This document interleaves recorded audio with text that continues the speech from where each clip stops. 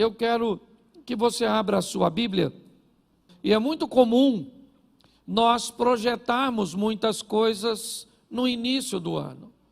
Nós estabelecemos alguns alvos, ou seja, aonde nós desejamos chegar. Nós estabelecemos algumas metas e vamos aplicar aqui como prazo que eu pretendo chegar onde eu desejo. Nós vamos montando uma estrutura, esperando que coisas promissoras, que nos levem à prosperidade, às realizações, a transformações, que elas venham acontecer na nossa vida. A primeira coisa que eu queria que você entendesse é que se você decide não agir, ou você abre mão ou diminui a intensidade dos seus sonhos, ou você aumenta a sua capacidade de habilidades. A escolha é sua. Ou você vai diminuir, né, o seu prognóstico, a sua perspectiva para 2021, ou você vai aumentar o seu afinco, a sua dedicação, aquilo que você planeja fazer para que os seus sonhos se tornem realidade. É muito importante nós olharmos para esse início do ano, porque eu acho que muitos de nós já estamos aí, se não todos, estabelecendo algumas coisas que pretendemos fazer ao longo desse período. Nós aprendemos aqui no projeto Recomeçar, e este é o ano do recomeço, a possibilidade de você fazer novamente, porém agora de uma forma assertiva.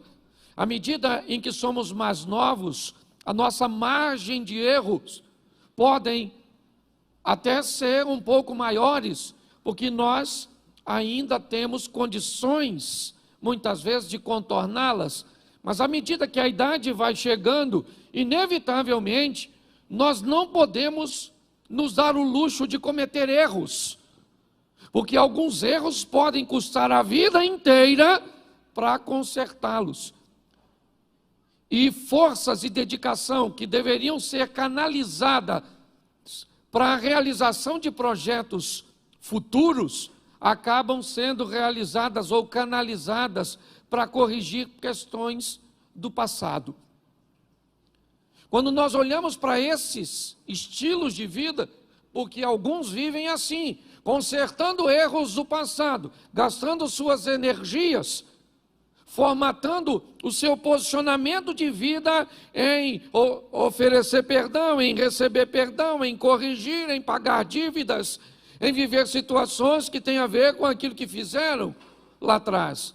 Outros estão vivendo situações onde estão trabalhando para que coisas ou realizações aconteçam. A opção, ela é nossa. Nós é que decidimos o que nós vamos fazer. E hoje eu quero mostrar a vocês coisas bem simples, né? Algumas diretrizes do início, talvez algumas descobertas que possam nos despertar a reavaliarmos, a reposicionarmos nossa vida. Eu costumo dizer que existem 3 máximas na vida de um ser humano. A primeira e mais importante delas: onde eu vou passar a minha eternidade. Não tem nada mais importante que isso. A vida aqui é passageira, passa rápido. Hebreus 9, 27, ao homem está determinado morrer apenas uma vez, vindo depois da morte o juízo. Salmo 90, verso 10, certo? O homem vive 70 anos, se for robusto, ele vai até os 80, onde a maioria dos dias são canseira e enfado, porque tudo passa rapidamente.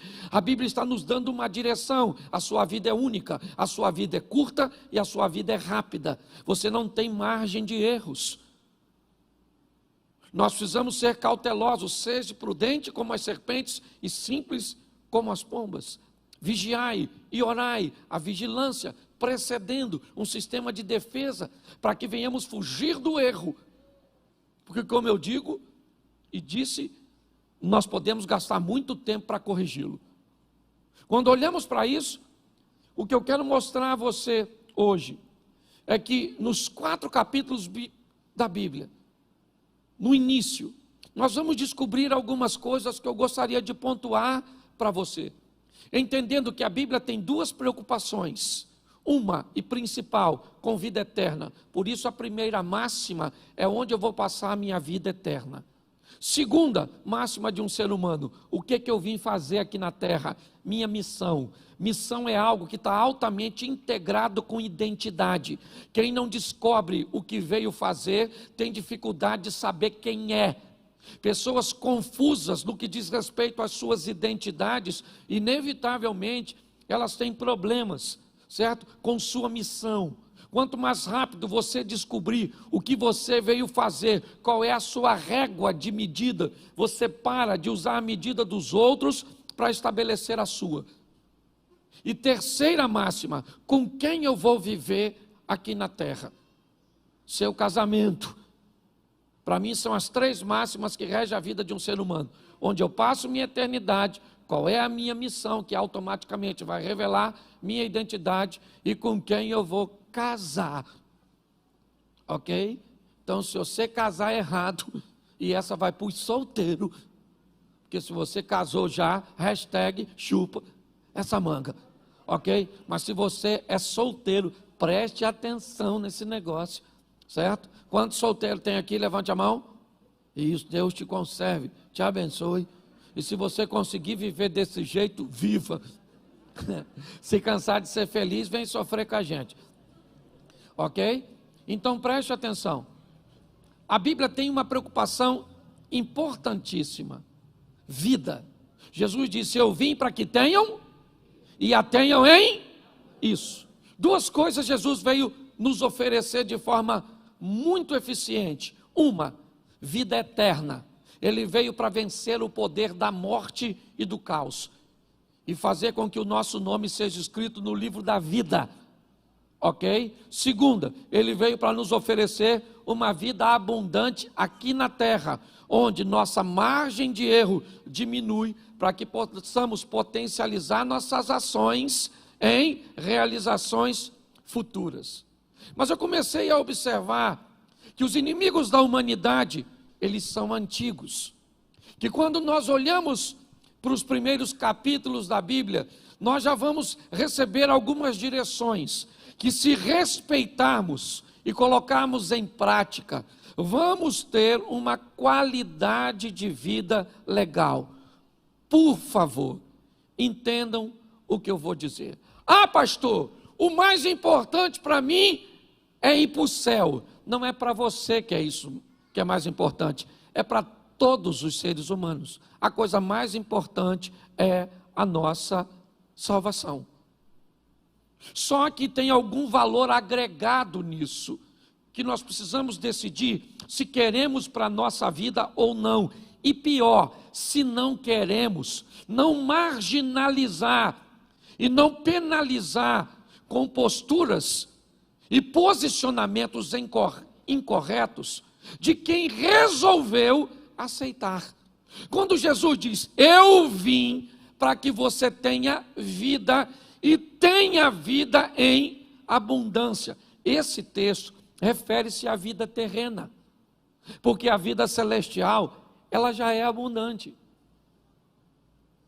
Se você se prender e dizer para mim ou para qualquer, pastor, meu negócio é ir para o céu, eu não estou preocupado com outra coisa, não tem problema nenhum, até porque você resolveu escolher uma parte extraordinária, buscar primeiro o reino e a sua justiça. O restante tudo é passageiro. Então você tem todo o direito de dizer, pastor, eu não quero saber de prosperidade, eu não quero saber de felicidade, eu não quero saber de nada. Eu quero saber que meu nome está escrito no livro da vida e eu já estou satisfeito, estou só esperando Jesus voltar ou eu morrer. E está joia. Tem algo de errado nisso? Claro que não. Só que a Bíblia também diz que Deus nos oferece aqui nessa terra vida abundante. Jesus disse isso a Pedro. Se você abrir mão, certo, por minha causa, você recebe 100 vezes mais aqui na terra. Então, como é que nós conseguimos alcançar esse estilo de vida de alta performance, de resultados extraordinários? em todas as áreas. E por favor, tira esse R cifrão da frente, porque parece que quando a gente fala isso, todo mundo já pensa logo em ficar rico. Nós estamos falando de prosperidade. Riqueza é ter muito de uma coisa só. Prosperidade é ter o suficiente de tudo. E é isso que nós estamos oferecendo. Então, se nós temos duas vidas, até porque a Bíblia diz em Apocalipse que aquele que vencer não sofrerá o dano da segunda morte. Ok? Então nós temos duas vidas, uma aqui nessa terra, que Deus preparou para nós, e com a sinalização de Canaã, uma terra que mana leite e mel, uma terra de prosperidade. Se nós olharmos para uma visão de pobreza e de miséria, qual é a ideia do céu? Rua de barro, umas casinhas simples, uns puxadinhos, um calor infernal. A rua, a promessa é que ruas serão a promessa são de mansões celestes. Então você não venha querer enfiar na minha cabeça uma visão pequena, você pode enfiar na sua e eu vou respeitar. Agora não tenta colocar na de todo mundo. Nós expomos a palavra e já já você vai entender o que eu estou querendo dizer. Mas no final das contas é você que escolhe. Então, se você quer ser próspero, não fale mal de quem não quer. E se você não quer ser próspero, não fale mal de quem está nadando de braçada. Ok? Porque hoje, às vezes, o que acontece é isso. Um vai para uma extremidade e fala mal do outro. É igual o tradicional falar mal do pentecostal. Já viu? Tem aquele pessoal que não acredita no Espírito Santo, não acredita nos dons, não acredita em cura, não acredita em anjo, não acredita em nada. Aí ele mete o sarrafo na turma que vê bola de fogo, caneta de fogo, que acredita nas línguas, nos dons e na cura. Em contrapartida, o outro diz que essa igreja que não acredita nada disso não é nem igreja, é sorveteria. O que é isso? Um ambiente que leva as pessoas a viver numa extremidade. E não é isso. Nosso propósito aqui é direcionar você. Então, se você olhar um pouquinho mais de cuidado, e depois você pode olhar em casa, Gênesis 1:1, vamos começar do começo. No princípio, criou Deus os céus e a... Lê de novo. Agora fica melhor. Não, volta lá, que fica melhor a leitura. Vamos lá, gente. Feche seus olhos. Senhor nosso Deus e Pai, em nome de Jesus, nós queremos te agradecer por tua palavra, continua falando conosco. Usa-me, ó Pai, como um canal de bênção nesta hora, em nome de Jesus. Amém. Glória a Deus. Amém? Preste atenção, porque aqui nós já vamos ter, no capítulo 1, a direção de como o homem deverá viver. Nós somos criados, ou fomos criados, à imagem de Deus. Vamos lá. O texto diz, no princípio criou Deus os céus e a terra era sem forma e vazia, e o Espírito de Deus pairava sobre a face das águas. E disse Deus, haja luz, e houve luz, e viu Deus que a luz era boa, e fez separação entre as luzes e trevas, e Deus vai começar, haja uma porção seca no meio das águas. Preste atenção, porque o que Deus está dando direção, é o estilo de vida, que Ele vai pedir, que nós venhamos a viver. O que é a fé? A fé é o firme das coisas que não mas que se esperam. A Bíblia diz que o justo viverá pela fé. E se a fé é o firme fundamento das coisas que não se veem, mas que se esperam, Deus está criando o mundo, utilizando uma coisa que vai pedir que nós tenhamos. O que é? O que é? Fé. E disse Deus, haja.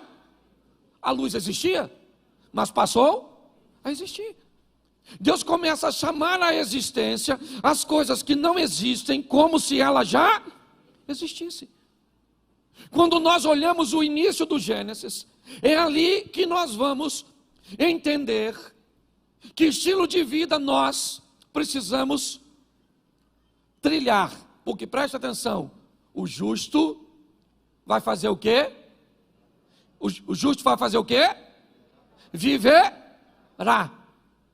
Preste atenção. A fé para nós não é um momento. A fé para nós é um estilo de vida. O justo viverá pela fé. Ah, pastor, eu não sou justo porque eu sou pecador. Quando a Bíblia diz o justo viverá pela fé, ela está querendo dizer o justo é todo aquele que foi justificado por Jesus, não aquele que não tem erros. Cuidado com a aplicação literal de uma palavra que ela pode atrapalhar a sua vida. O que é um justo na Bíblia? Quando a colocação é: Jó era um homem justo, sim ou não? Sim ou não? Mas ele cometia erros, sim ou não? Sim, mas a Bíblia diz que ele era justo. Qual era a justiça desse homem? Acreditar que havia um Deus cujo qual ele servia.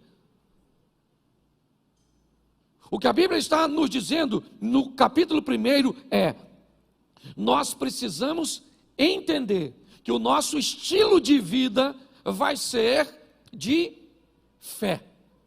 A nossa vida vai depender da nossa fé. Ou seja, aquilo que faz com que acreditemos em coisas que ainda não aconteceram, mas nós temos certeza de que o nosso Deus está no controle de tudo e Ele vai agir a nosso respeito. Amém? Sem fé é agradar a Deus. O modelo de criação é baseado na fé. Eu não estou dizendo que Deus tinha fé, eu só estou dizendo que Ele está utilizando uma forma de criação para nos ensinar o que é fé. Chama as coisas como se elas já existissem. Jesus disse isso, quando foi resolver o problema de Lázaro: eu bem sei que tu sempre me ouves, mas eu estou fazendo dessa forma para oferecer exemplo para outras pessoas. Então, o que a Bíblia está formatando no início aqui? Nós vamos viver uma vida de fé, onde mesmo que as coisas não estejam acontecendo como nós esperamos ou esperávamos, nós cremos que Deus está onde sempre esteve, no trono de sua glória, no controle de todas as coisas. Você está entendendo? Quem acredita nisso vive o sobrenatural, e quem não acredita fica esperneando para resolver muitas vezes problemas simples. O modelo que Deus nos pediu é de fé. Mas quando nós vamos olhar um pouquinho à frente, nós vamos aprender uma coisa muito interessante. Nós vamos aprender a apresentação do nosso adversário. Seria muito fácil se nós recebemos essa informação e fosse só levar adiante para colocarmos em prática. Mas quando nós vamos olhar o capítulo 3 de Gênesis, o que a Bíblia vai fazer é, se no capítulo 1 ela nos apresenta quem é Deus, no capítulo 3 ela apresenta quem é o adversário, Satanás, o nosso opositor. Eu vou dizer para você com muita propriedade: se você é daquele que acredita em Deus e não acredita no diabo, você vai ter sérios problemas. Porque uma das coisas mais importantes na nossa caminhada de fé é entender que tem alguém que vai se opor a nós, que ele é mais forte do que nós, mas não é mais forte do que o nosso Deus. Reconhecer como nosso adversário trabalha, reconhecer quais são suas armas, reconhecer como ele ataca, vai nos dar uma grande vantagem sobre Satanás. A Bíblia nos dá algumas informações, e pastor, onde Satanás está nos primeiros capítulos? Na serpente, na figura da serpente, que tem um propósito, certo? De fazer com que o homem se perca. Quando nós olhamos, eu vou te mostrar alguns textos. 1 Pedro, capítulo 5, verso 8, coloca aí para a gente, fica numa tradução só no telão, é mais fácil. Presta atenção a algumas informações. Sede sóbrios, vigiai, porque o diabo, o vosso, isso, anda bramando como? Buscando a quem possa. O diabo é o nosso amiguinho. Amiguinho? O diabo é o nosso que busca uma ocasião para nos tragar. E o que ele vai usar para nos tragar? Para ele os fins justificam os meios. O que você precisa para ir para o inferno? É muito dinheiro? Toma, isso aí. Escutei, até com a máscara. Certo? O que você precisa? De uma mulher bonitona, maneirona. Uma mulher feia você até resiste. Mas se for cavala, tudo. Um homem, se for um meio homem, você até resiste. Mas se a senhora se depara com aquele, o que ele precisa? Botar na sua vida para te desvirtuar. A Bíblia diz que ele é seu isso aí, seu adver. Aí eu acho maior barato que tem uns crentes que dizem assim, olha, eu tenho respeito pelo Satanás, eu vejo uma macumba, eu faço o sinal da cruz, e eu, está amarrado, em nome de Jesus. Tem uns crentes muito maneiros. O diabo, ele não tem que ter o seu respeito, nem a sua admiração, nem nada seu. Ele é seu ele quer matar você, seu casamento, seus negócios, sua família, seus filhos, mas em Cristo Jesus ele está debaixo dos nossos pés. Amém? Agora eu tenho que saber, a Bíblia diz, sede sóbrio. O que é sóbrio? Lembra do João Canabrava? Sóbrio, uma mente que não esteja dopada. Ou do João Canabrava, dopada pelo álcool. Pastor, eu nem bebo, louvado seja Deus. Mas às vezes a religiosidade é uma toxina que entorpeceu a sua mente. Às vezes a ignorância é uma toxina que entorpeceu a sua mente. Nós precisamos entender que a Bíblia diz, sede, até porque para você vigiar você tem que estar em alerta. Porque o diabo é o vosso adversário. É isso que a Bíblia está dizendo. Vamos lá? Atos dos Apóstolos 13:10. Apóstolo Paulo. Olha que coisa legal.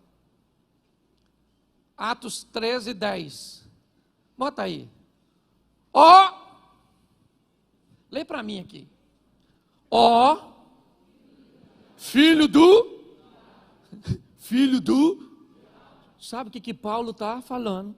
Que ele mais é filho do. Quem foi que falou isso? Eu já subi nesse púlpito para falar que na igreja tem uns filhos do diabo. Quase cortaram meu pescoço. Pastor, aqui na igreja ninguém é filho do diabo, todo mundo é filho de Deus. O Paulo está falando que tinha filho do diabo. E se tinha filho do diabo lá, tinha ou não tinha? Tinha ou não tinha? E tem filho de diabo perto da gente às vezes, sim ou não? Sim. É só você olhar as atitudes que definem a paternidade. Eu preciso preparar você, porque às vezes a gente pensa, certo? Que todo mundo é gente boa. Deveria ser, porque a imagem é a semelhança de Deus. Mas tem uns irmãos, nem posso chamar de irmão, tem uns parentes nossos, entendeu? Que deve ser filho do adultério. Uns filhos do Satanás.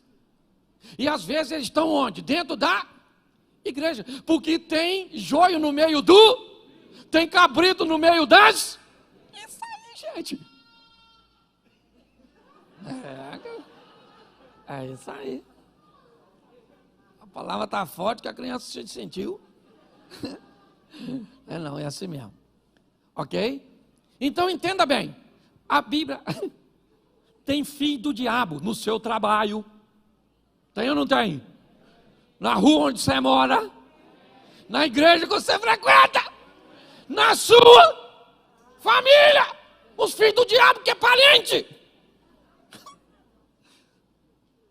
Ou seja, é só nós mudar o comportamento que vira filho do diabo também.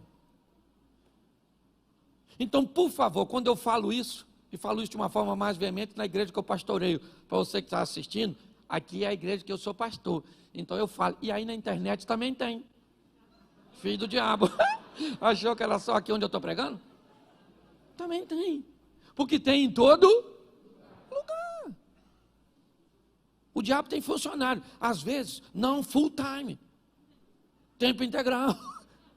Mas às vezes freelance. Os motoboys do Satanás. Os Uber. Faz um serviço assim. Sabe? Nós precisamos entender, Ele é nosso o nosso Deus é o Todo-Poder, o Criador, amém?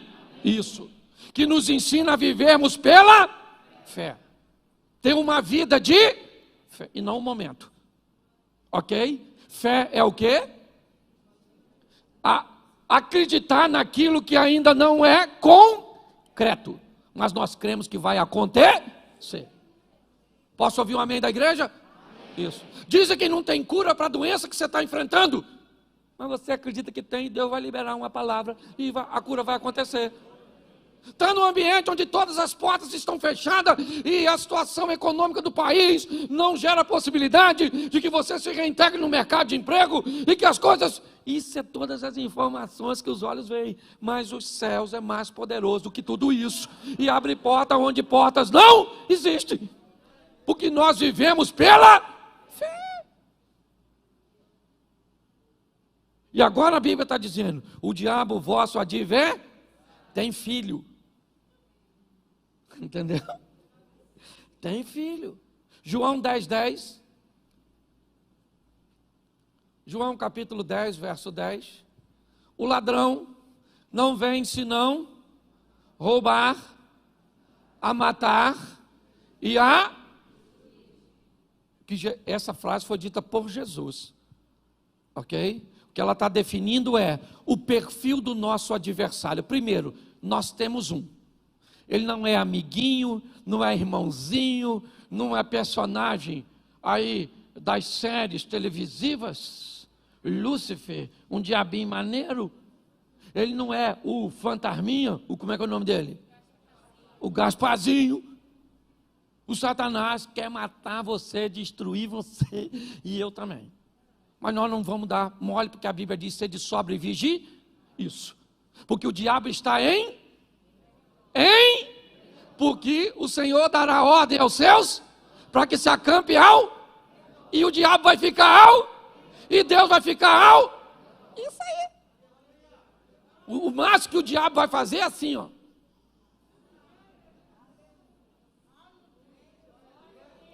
Olhar você viver o extraordinário na presença de Deus e cercado pelo Senhor. É isso. Não dá mole, porque se você for lá fora, ele te arrebenta. Quem já foi, sabe. Volta tudo ferido. Eu tenho um cachorro lá no meu sítio que está atravessando esse problema. O lourinho. Lá no sítio tem comida, tem segurança, tem tudo. Tem espingarda, nós tem, para espantar. É de chumbim, mas tem. O lourinho foi lá na mata, se meteu com o bicho, o bicho arrebentou. Hoje tive que mandar botar uns remédios nele aqui, que arde. Quase chorei enquanto eu estava tomando banho para vir para a igreja, de tanto que ele chorou.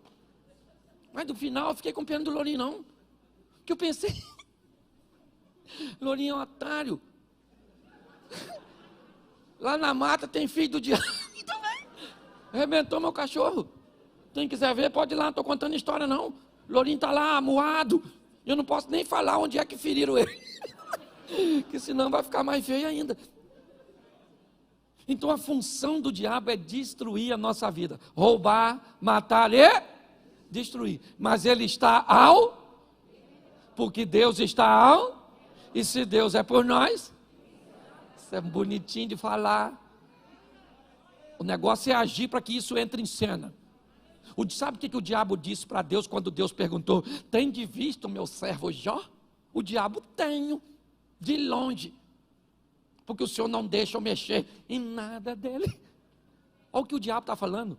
Esse cara vive de um jeito onde os seus anjos acampam ao redor dele, e eu não tenho como entrar. Nossa casa vai ser desse jeito esse ano, nossos negócios vão ser desse jeito esse ano, nossa igreja vai viver assim esse ano, amém? Isso. Agora, isso não se conquista com isso, isso só se conquista com isso. É de joelho que nós trazemos a presença de Deus para a nossa vida e para a nossa casa. Deus está apresentando o nosso adversário. Ele tem filho e ele quer o quê? E destruir. Amém? Amém? Então, mas vamos aqui agora para algumas armas que nós temos que enfrentar ao longo da nossa caminhada cristã.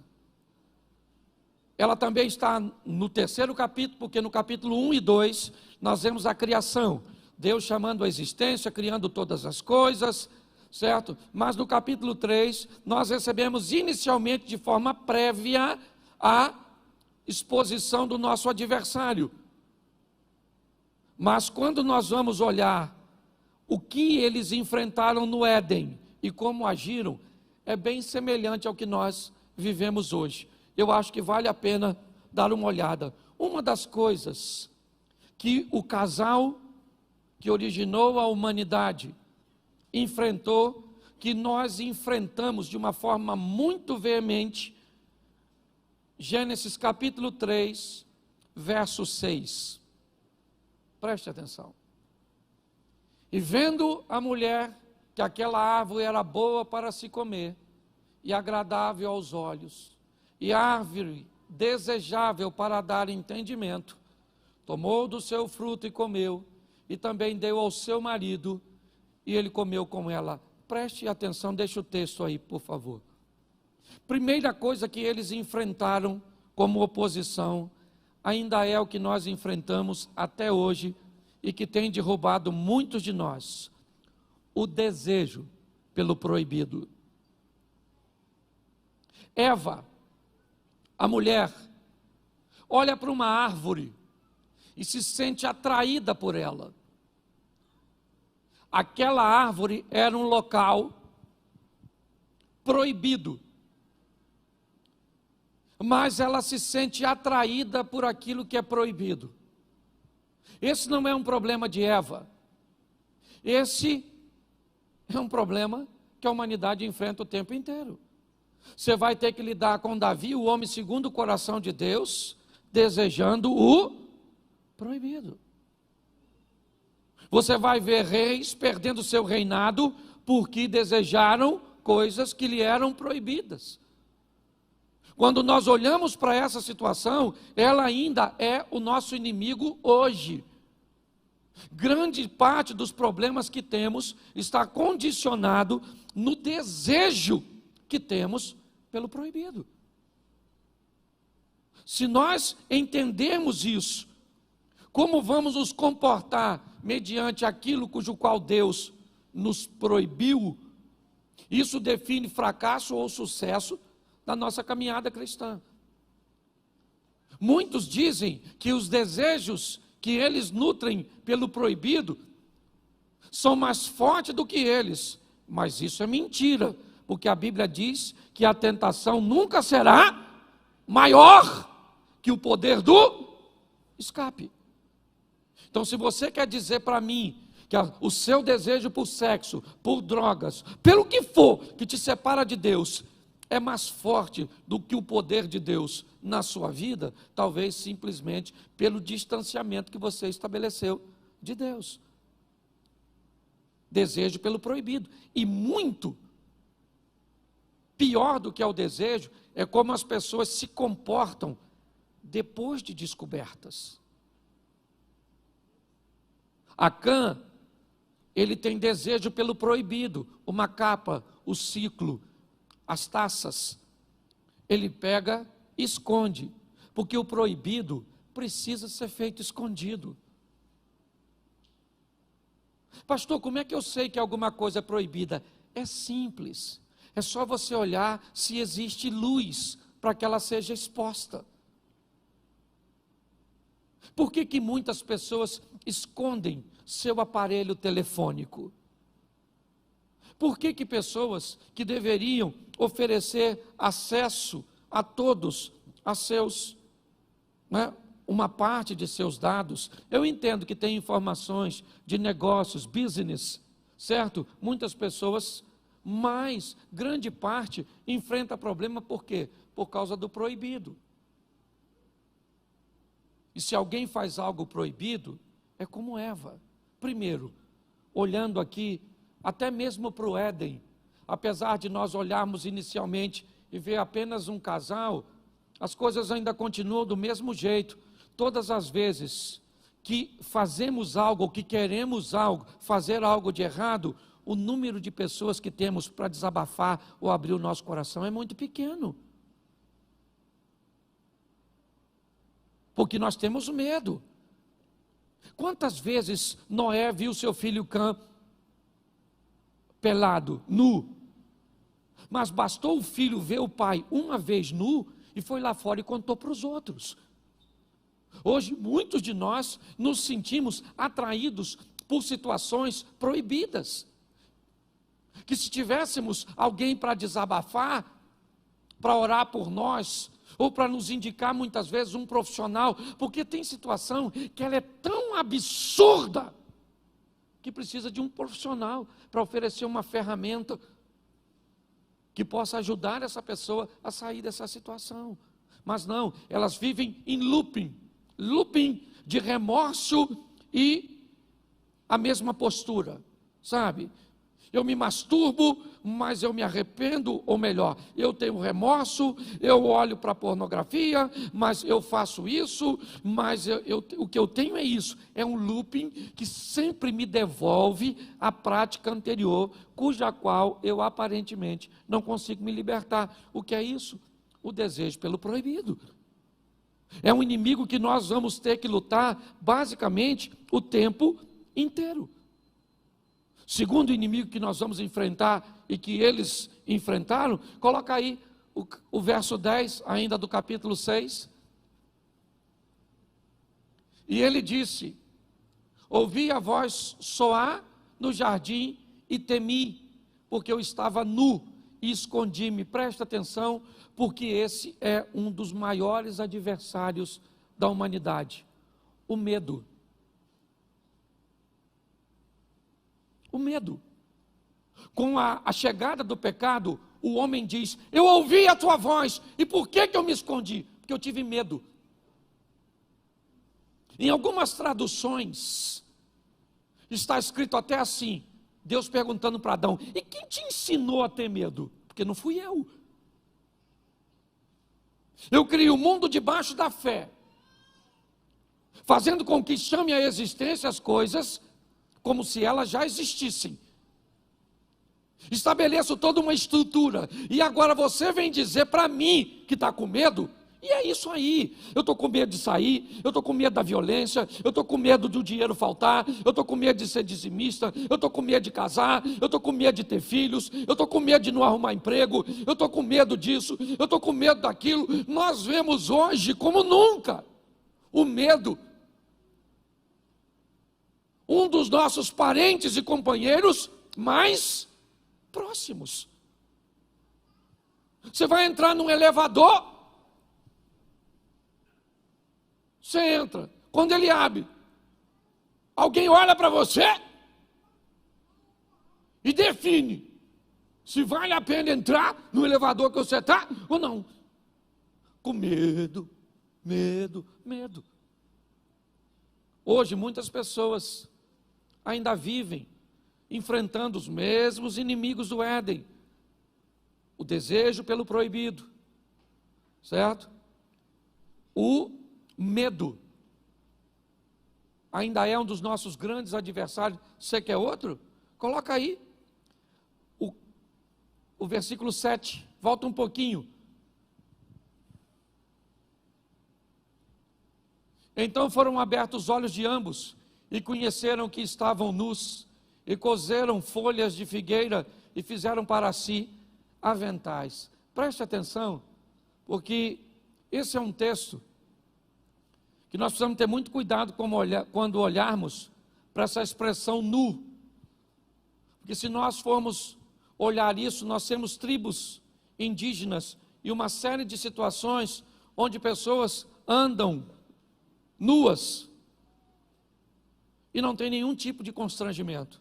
Mas me parece que esse texto tem uma informação preciosa. É dizer que este casal cometeu um erro e vai tentar consertar por si mesmo, para tentar cobrir aquilo que tinham feito, e aqui representado na nudez.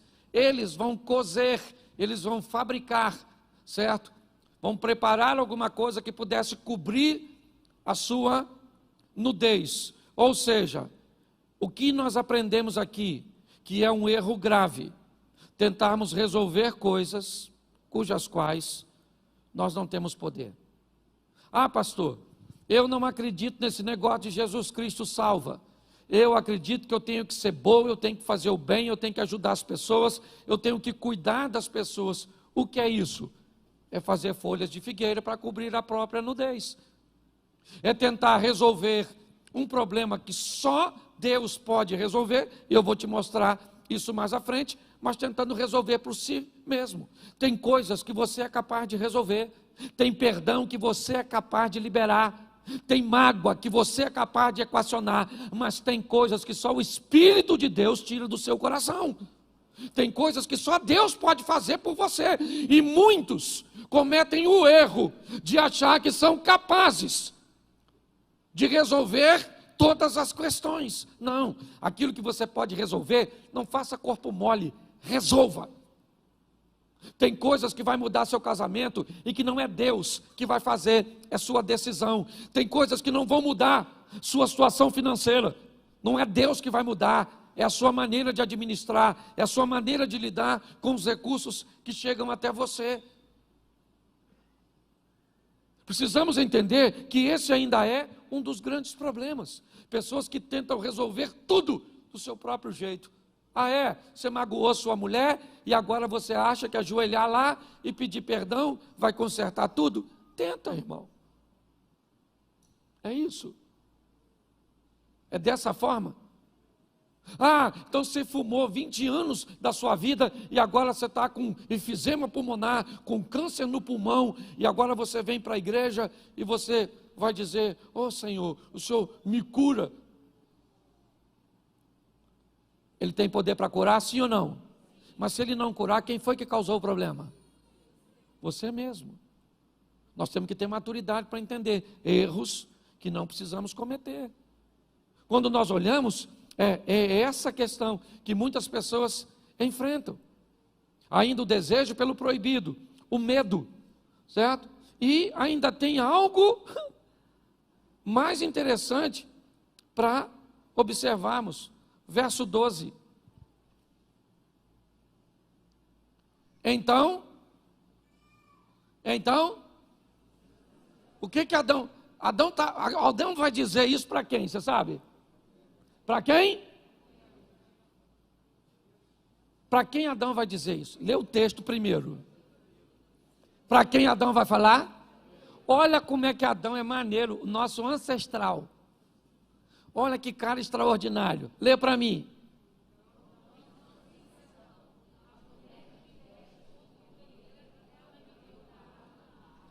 O Adão acabou de botar a culpa dos seus problemas em duas pessoas. Primeiro em Deus, e segundo, na dona Eva. O que é isso, pastor? Isso é um adversário que nós enfrentamos há muito tempo, omissão de responsabilidade. Por que você não tem dinheiro? Por causa do Bolsonaro, por causa do Lula, a Dilma. Por quê? Por que você não casou? Porque está todo mundo virando gay. Por que pensa aí. A culpa, por que você divorciou? Porque a culpa era da sua mulher. Aquela praga, aquela peste, que o senhor não tolerava. Botar a culpa nos outros, gente. Eu aprendi uma coisa naquele gabinete. Se você só ouvir a versão do Chapeuzinho Vermelho, o lobo sempre vai ser mau. Eu já escutei a visão da Chapeuzinho Vermelho. Quando o lobo foi lá, eu achei que ele era Chapeuzinho Vermelho. Eu achei que tinha trocado. Porque se tem uma coisa que as pessoas gostam de botar a culpa nos outros. Por que você não estuda?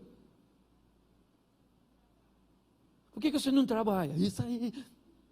Por quê? Você não estuda porque não tem colégio. Entendeu? Você não trabalha porque está muito difícil. Você não é alguém que vai fazer qualquer coisa. Você é alguém que não pode trabalhar para ganhar 2, 3 mil. Que isso é uma miséria. Você é alguém que vem nesse mundo para ser um cientista. Você só esqueceu da inteligência.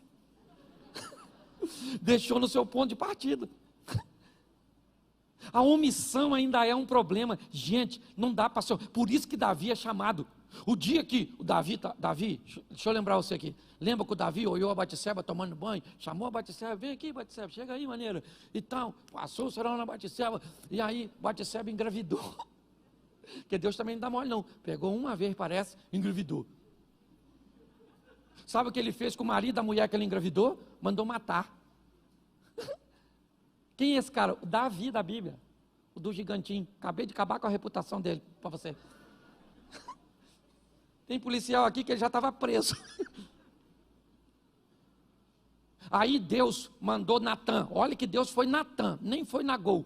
Deus foi lá Natã e falou: Natã, dá um pulinho lá na casa do Davi, que eu tenho umas paradas para resolver, uma resenha para resolver com ele. Você vai lá e vai falar com ele que ele adulterou e matou o cara. Davi foi, Natã falou: o cara vai me matar. Deus falou: não, conta uma historinha para ele. Aí o Natã chegou lá, contou uma historinha, né? E eu acho mó barato, porque o Natã falou assim: olha Davi, deixa eu falar uma coisa com você, aqui no seu reino tem um homem que tem uma ovelhinha e o outro tem 100. Aí vem um viajante para comer na casa desse homem que tem 100 ovelhas. Davi, sabe o que ele fez? Pegou a ovelha do vizinho que tinha uma só e comeu. Davi falou: o quê? Isso é um absurdo, um assinte. Quem é esse homem? Natã falou: tem espelho aí, irmão? Esse homem é? Aí Davi falou: ai, pequei. Ah, Frozinho, presta atenção. Quando ele descobriu que estava errado, a primeira coisa que ele fez foi o quê? Salmo 51, ainda que os meus pecados, certo? O Senhor pode me dar um coração novo, uma vida nova. O cara se arrepende. Como é que nós vamos mudar de vida se o culpado não somos nós, é sempre os outros? É o seu pai que quer acordar você cedo. E cedo você não funciona, porque você só pega depois de meio-dia. Devia ser filho de príncipe em outra vida, se ela existisse. Não, te garanto que você deve ter vivido mendigo em outra época. Responsabilidade. Quem é o maior responsável? Aliás, deixa eu falar uma coisa para nós que somos pentecostal. Quem é o maior profeta da nossa vida? Quem é o maior profeta da nossa vida? Fala assim: eu. Isso. Eu sou o maior profeta. Sou eu que mando mensagens para o futuro a respeito de mim mesmo. Com o quê? Com as decisões que eu tomo, com meus posicionamentos, com minha vida com Deus. O futuro está aguardando você fazer por Ele o que você nunca fez, para Ele te dar o que nunca te deu. Está na hora, gente, nós vivemos o incrível, o extraordinário, o sensacional. Alguém parar para olhar para tu e diz: menino, tu deu sorte. Sorte é o esforço que o preguiçoso não quer fazer para alcançar o que deseja. E aí é só você ser bem sucedido. Nossa, Deus tem uma panela, é 5 colheres, e é 5. Deus não gosta de mim não.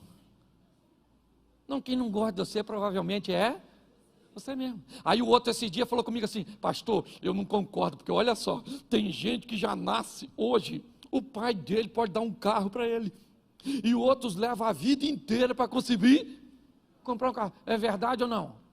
É ou não é? Mas aí eu pergunto a você: o que o avô desse camarada fez, que hoje pode dar um carro para o filho? Talvez o que o seu avô não fez. Então, se você quer falar mal de Deus, se você quer falar mal de alguém, não fale dos outros nem de Deus, fale dos seus parentes. Meu avô era uma praga que não quis trabalhar. E hoje eu estou só... Mas quer botar a culpa em Deus. Nós precisamos levar a nossa vida, né, para um outro nível. E aqui, um outro problema que nós temos que enfrentar, gravíssimo. O problema, ainda está no capítulo 4 só de Gênesis. Olha só, se não bastasse, deixa eu recapitular aqui para você não esquecer. O desejo, me ajude aí, o desejo, a tentativa de resolver sem Deus. O medo, a omissão, ainda tem um negócio que nós temos com uma facilidade tão grande. O que é? Inveja. Você tem?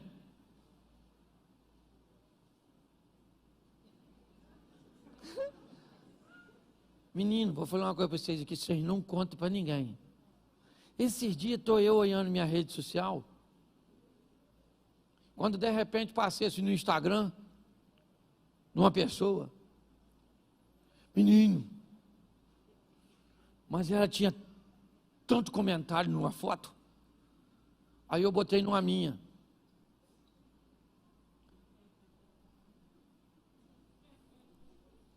Comentário quase nenhum. Eu fiquei com a raiva. De quem? De quem? Isso me ajuda aí. Porque só eu que tenho inveja. Ninguém tem.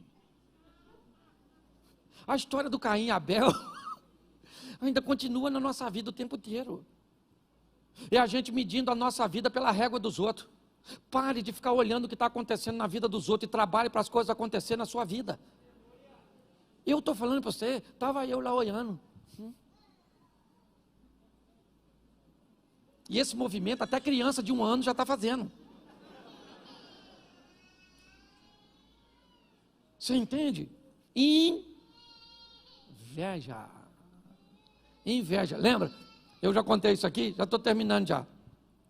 Eu fui viajar, eu não gosto de falar cidade porque é complicado. Né? Esse dia o Elvis veio aqui e falou que uma praia parecia um valão, que eu falei, quando ele aparecer lá, o nego vai matar ele. Eu fui numa cidade pregada do interior do Nordeste e teve um apagão na cidade. Não é, foi esse que teve agora no Amapá, Macapá, alguma coisa assim. Anteriormente, já tem um tempinho. E teve um apagão, e era no Nordeste. O Danilo Gentili fez uma brincadeira, dizendo lá no Nordeste já não tinha água. O pessoal queria matar ele lá quando eu fui. Perguntou até se eu conhecia. Eu falei, não ando com esse tipo de gente que fala essas coisas.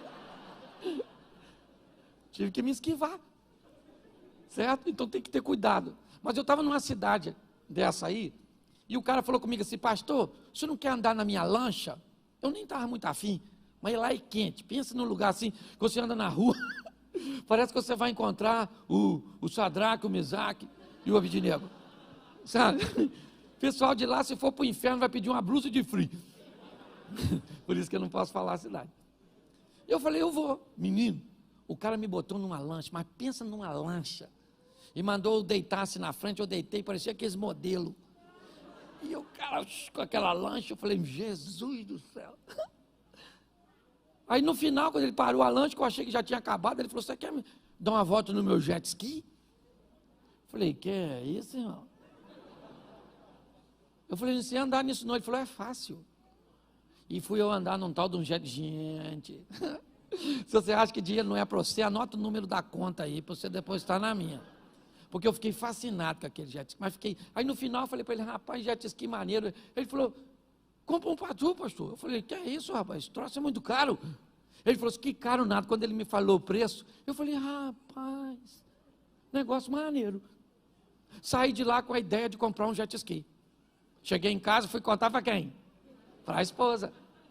Certo? Não sei se contar ou pedir autorização. Contar é uma maneira masculina de defender o território. Falei para minha mulher, filha, eu vi um negócio super maneiro. que eu vou comprar para a gente. Fui eu que andei, já disse que era para nós. Já dá uma confusão danada, né? Ela falou o quê? Eu falei, um jet ski, menina. É extraordinário. E ela me fez uma pergunta que eu não tinha parado para pensar. Para nós andar onde, Cláudio? Eu falei, você sabe que eu não sei?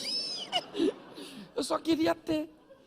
Porque na maioria das vezes nós queremos coisas que nós, na verdade, não, mas só porque os outros, ainda é um problema nosso.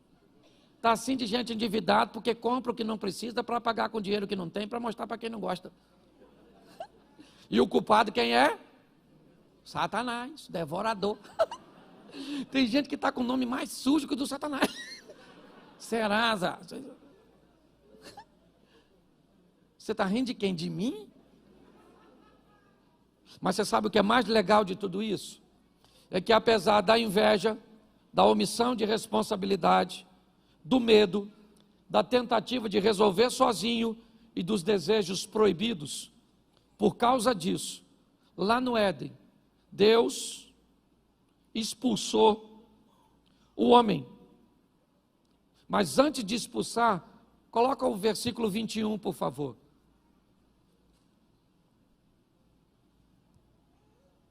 E fez o Senhor Deus a Adão e a sua mulher, fez o quê? E essa túnica era de quê? Era de quê? Isso. Para que Deus fizesse isso, ou para que isso acontecesse, o que teve que acontecer? Um sacrifício. Para que as coisas fossem corrigidas, Deus vai tirar o homem do Éden, sim ou não? Mas vai dar uma proteção para ele. Aquilo que ele tentou fazer com as folhas, Deus vai fazer com a morte de alguém. Na verdade, na tipologia, quando nós estudamos isso, aqui nós temos um tipo de Cristo. Alguém morrendo para oferecer uma cobertura, né? Ou alguém inocente morrendo para que alguém fosse perdoado. Por quê? Por causa do verso 23. Olha o que diz o texto agora. Depois de fazer as túnicas, o Senhor Deus, pois, o lançou fora para lavrar a terra de que fora. Preste atenção, o homem precisava ser expulso, porque Deus é justo. Justo. E Deus expulsa o homem, põe o 24. E havendo lançado fora o homem, pôs querubins ao oriente do jardim do Éden e uma espada inflamada que andava ao redor para guardar o caminho da árvore da... Preste atenção, o homem foi expulso, porém vestido. Ou seja, com sangue sendo derramado para que ele pudesse ser coberto numa postura do Velho Testamento, para que ele não tivesse mais acesso à árvore da vida. Só que se Deus é justo, o pecado entrou por quem? Quem deu margem ao pecado? Adão. Sim ou não? Sim, eu tenho uma palavra que eu falo que para mim foi um erro de comunicação. Quando Eva está conversando com o Satanás, é fácil descobrir que ela não entende do que está falando. As informações que Adão deu a Eva, no que diz respeito a que ele recebeu, não eram fidedignas. É fácil notar que Eva não sabe o que ela está conversando, ou o que ela está defendendo, o que ela está afirmando para Satanás. Por isso, ela acaba perdendo a batalha. Quando nós olhamos para esse momento, o que nós vemos? Por um homem, ou seja, por Adão, o pecado entra no mundo.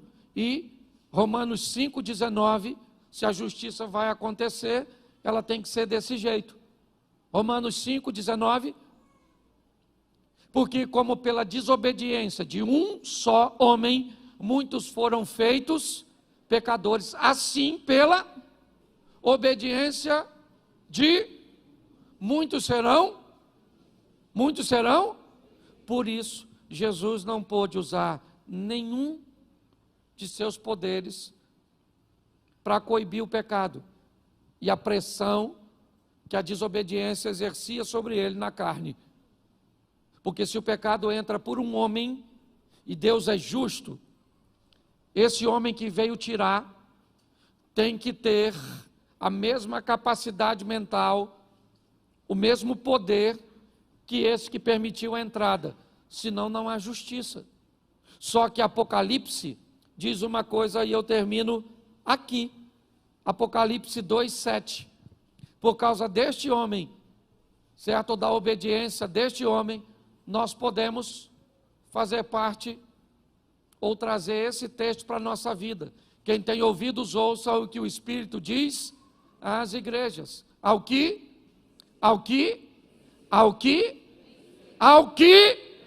não é ao que empatar, não é ao que perder, não é ao que fazer corpo mole, é apenas para uma classe. E qual é a classe?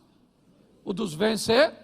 Ao que vencer, vai comer no meio a árvore que hoje está guardada por uma espada inflamada. Por causa de Adão, perdemos o direito, mas em Cristo recebemos novamente a oportunidade. Eu queria que você saísse daqui hoje com essa palavra no seu coração, porque eu sei que a Bíblia me diz que quando eu prego, pessoas que me ouvem recebem como um solo à beira do caminho, outros recebem como um solo com pedras, outros recebem com um solo de espinhos e outros recebem em terra boa. Se eu usar isso por proporção, o que a Bíblia está dizendo na parábola do semeador é que quando eu lanço uma semente, apenas 25% dela será proveitosa inicialmente. Pessoas espinhosas ou com espinhos terão que ter, ao longo da caminhada, os cuidados da igreja, o nosso cuidado, para que elas possam, esses espinhos sejam removidos, as pedras, ou esse solo compacto, onde acaba o culto, você vai embora e as suas preocupações tiraram sua atenção, o seu celular tirou sua atenção, o amigo que está do seu lado tirou a sua atenção. Nós lidamos com tudo isso. Por quê? Porque o diabo é o nosso adversário. Por quê? Porque o diabo tem filhos. Por quê? Porque ele veio roubar, matar e destruir. Mas nós recebemos de Cristo e em Cristo o poder para vencer. Só que ele é opcional. A mensagem é para todos, mas não é para todo mundo. A vitória é para todos, mas não é para todo mundo. Porque todos ouvem, mas nem todo mundo recebe e toma o posicionamento. Que esse seja um ano de recomeço para você e para a sua história em todos os segmentos.